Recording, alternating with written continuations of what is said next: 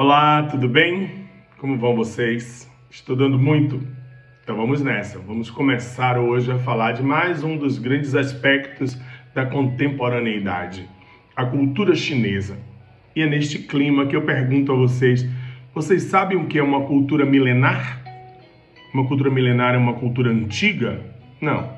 Uma cultura milenar é uma cultura antiga que se preserva, valores que são mantidos até os tempos atuais. A China tem uma cultura milenar. Os valores como tradição, como ancestralidade, são coisas fundamentais na cultura chinesa. Esse vínculo muito forte, arraigado com a sua tradição, com o seu passado, acabou fazendo com que os chineses reagissem durante muito tempo à presença externa, exógena. Isso acabou levando a cultura chinesa a um caráter, eu diria, hermético, fechado. Esse fechamento da cultura chinesa acabou atrapalhando muito os interesses imperialistas no século XIX. Quando os países ocidentais chegaram, encontraram um país com valores muito arraigados, muito presos às tradições. Eu diria que essa tendência da cultura chinesa de se fechar ao Ocidente acabou trazendo o que nós chamaríamos de uma cultura xenófoba. O que é xenofobia? Vamos lembrar? Xenofobia significa aversão a estrangeiros, a aversão a qualquer coisa que represente algo que vem de fora, que vem de outros elementos culturais não endógenos, ou seja, exógenos. Consequentemente, essa tendência da China a se fechar ao Ocidente, a se fechar à influência externa, atrapalhou os interesses imperialistas, capitalistas no século XIX. Vou contar uma coisa para vocês, essa marca ainda é uma marca da China até hoje.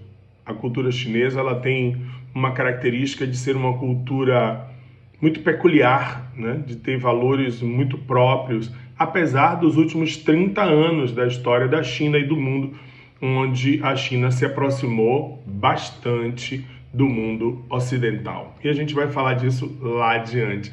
Esse é o mapa da China, né? Quando a gente fala de China, na verdade existem várias Chinas, a gente vai aprender isso também, mas a gente está falando particularmente da China continental, da China comunista, da República Popular da China. Quando a gente for falar das outras Chinas, a gente vai fazer essa diferenciação, não se preocupem. Mas, Ricardo, você falou de quê? Eu falei de xenofobia.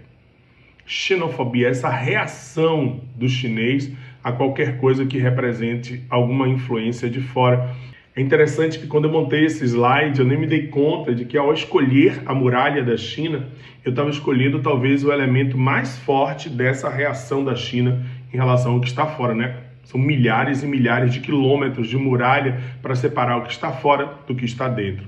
O que fizeram então as potências ocidentais para tentar resolver essa questão? Usaram da violência.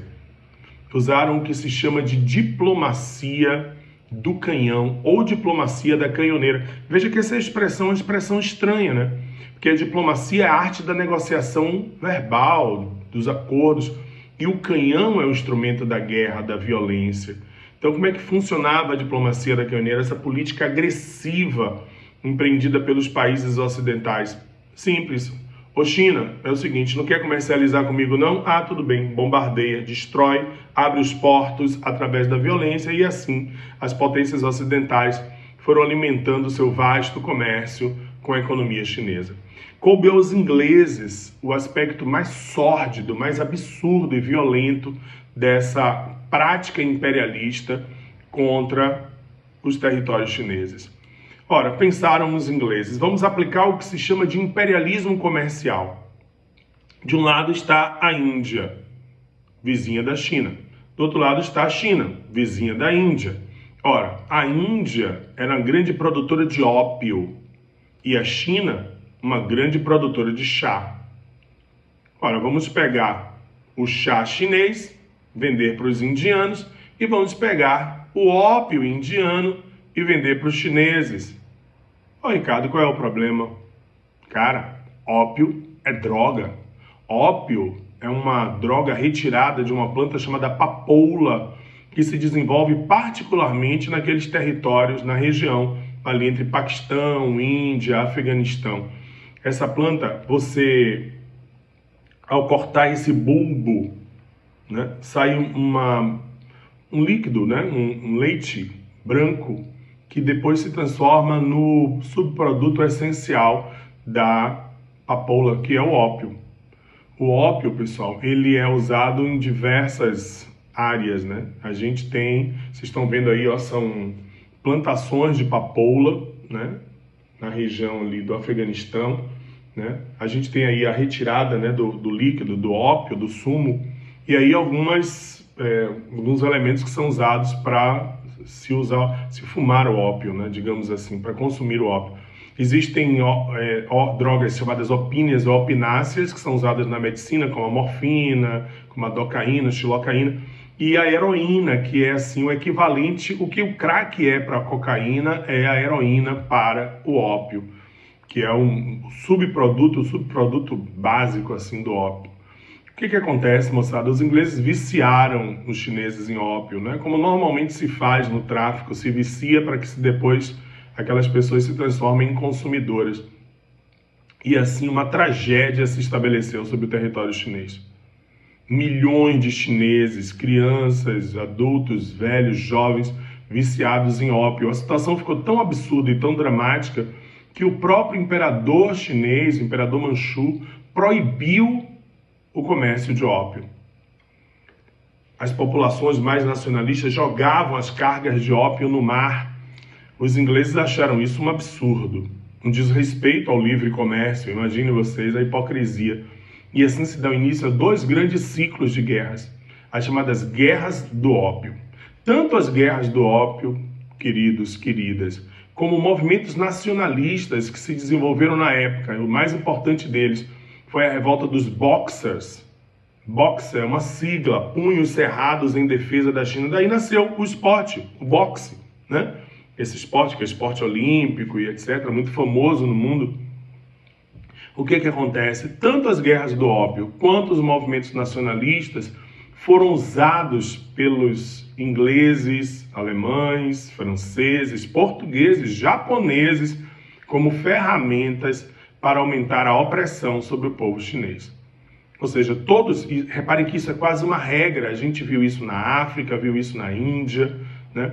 Todos os movimentos que se dão na intenção de diminuir a influência das potências ocidentais são usadas por essas potências para aumentar o domínio sobre essas áreas, né? Então, assim, meados para final do século XIX, a China foi retalhada pelas potências ocidentais.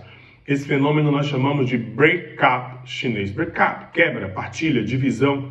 A China foi retalhada, dividida, recortada com várias áreas de influência para os interesses das potências ocidentais e Japão, viu? O Japão participou disso também. Veja que essa charge, eu sei que é uma charge bem manjada, vocês já viram isso em várias questões, em livros didáticos e etc. Mas é a melhor, né? Você vê o imperador chinês, para tudo, cara. E aí tá a rainha Vitória, o Kaiser da Alemanha, né? O imperador japonês, e recortando a China como se fosse uma pizza mesmo, uma fatia para cada, para que a China se transformasse numa área de influência dos interesses ocidentais.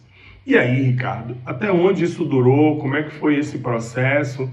Isso durou mais ou menos deste formato até 1911, quando a história da China começa a mudar. Mas isso é um assunto para o nosso próximo papo, nossa próxima aula. Um grande abraço para vocês, muita paz, muita luz e a gente depois volta. Um abraço.